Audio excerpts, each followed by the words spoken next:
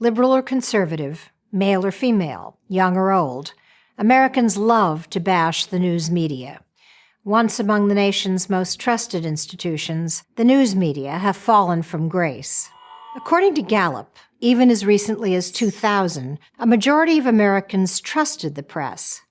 By 2015, it had fallen to 40%, and lower than that, 36% among those 18 to 49.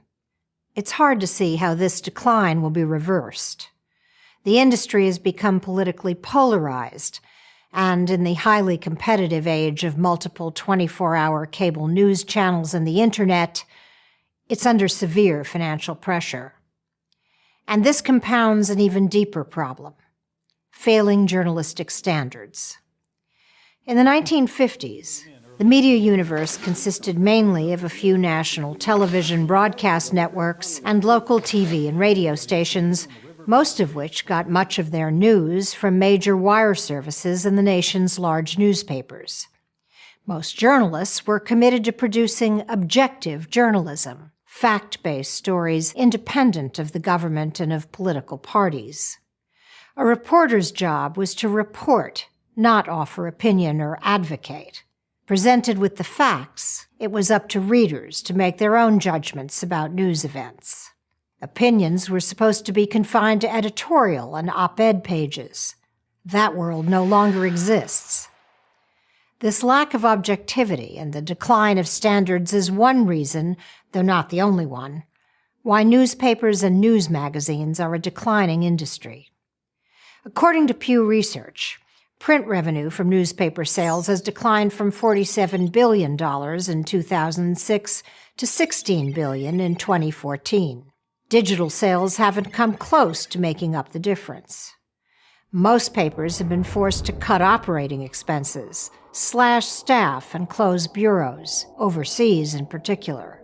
Ironically, there are more stories than ever to cover, and fewer staff than ever to cover them. This lack of information from professional journalists has been filled by a new source: social media and the blogosphere. When the Iraq War, which I covered for the New York Times, began in 2003, there were roughly 100,000 bloggers.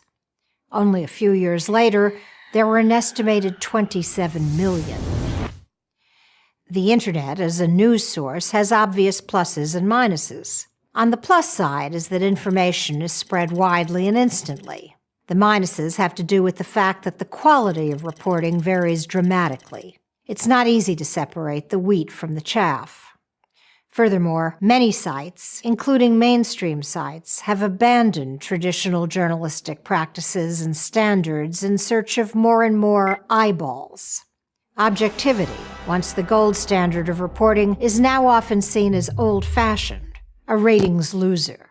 When success is measured mainly in terms of clicks, the outrageous beats the sober just about every time. Inserting opinion, even in the middle of a news story, is a way in which journalists can distinguish themselves. And in mainstream media outlets, those opinions overwhelmingly tend to be liberal. This might not be so bad if journalists acknowledged their bias, but they almost never do. Yet the bias is obvious.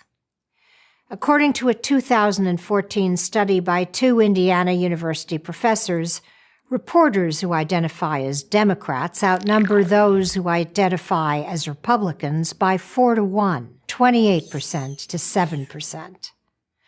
The remaining 65% call themselves independent, but based on my long experience as a reporter, this is a fiction. That is, many reporters like to describe themselves as independent, but they're not. Not really. By any fair measure, this group is overwhelmingly on the political left. The obvious liberal bias has only served to push conservative readers to those sources that cater to conservative themes, further polarizing the media landscape. And unable to attract conservatives, the mainstream media have chosen to double down on views and themes that appeal to their liberal constituency. To give just one example, when Fox News broke a story in January 2016 about the discovery of top-secret intelligence on the private email server that Hillary Clinton used while Secretary of State, classified information which she had denied ever having sent or received. The New York Times buried this news story deep inside the paper. A decline in reporting standards, a decline in revenue, an increase in bias have made many wary of the people who provide them with their news. A certain amount of skepticism is a healthy thing, but a thriving democracy depends on a dynamic and free press. As much as people may like to bash the media, most people would far prefer to trust it. I'm Judith Miller, contributing editor of City Journal for Prager University.